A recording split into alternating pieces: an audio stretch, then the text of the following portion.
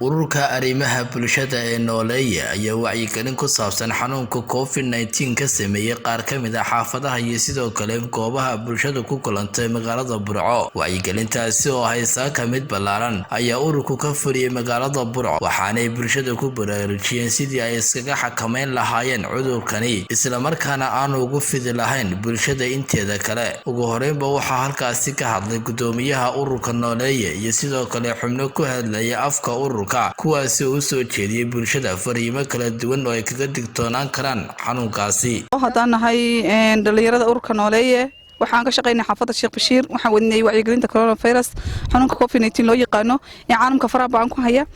Xanuunkaasi wuxuu wacyigelin mooyaan iyo hortag mooyaan malaha ka daba tag. Hortagiisu waxa weeyaan nadaafada, in la ilaaliyo, in la farxasho, in laga taxadaro goobaha la isugu yimaado, in la kala fogaado, ugu yaraan qofka loo jirsado 1 mitir.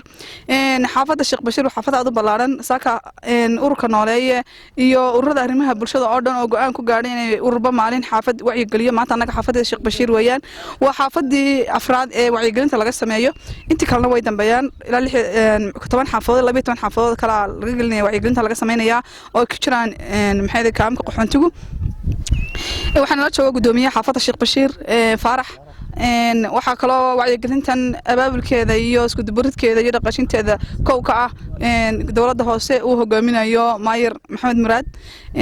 insha Allah biidmilaahi kariim dawladda iyo bulshada iyo dhammaan dhaqaatiirta caafimaadka inta waxay جماعة سوق بسدان إني وعي قليان بالشدة ده أنا قلنا محمد يارون هذا إنه الرورة أرمها بالشدة كشقية عنو نهاي أو نولي أورجانيزيشن عنو نهاي جارهان إن أنو ست دي حجرلية عنو بالشدة ده وعي قلينه وأنا من نوجع أنا أول بايد عندنا الدرين أنا نقدرنا إنه أنا شقينيني أو أن بالشدة فرونتير وشقينيني هذا أنا سديون أنا ودنا تحضر كي يوم وعي قلينتينا وحن بالشدة وباقيين لا أتكيو. أورك دليرة نولي يدور الدوسية دقمة برعو أو ما تسكعشانية أيه وحن وعي قليني كونا قاب كميدا حافظة برعو قارهان دقمة الشيخ بشير bulshada waxaan u leenahay kowciga shanaad ururka intaan maanta difraynay hadii aad isku aragto calaamadaha madax xanuunka hindhisada qufac badan neefta ku qabata daal badan haraad iyo dhidid fara badan la xiriir goob caafimaad meesha kugu dhow.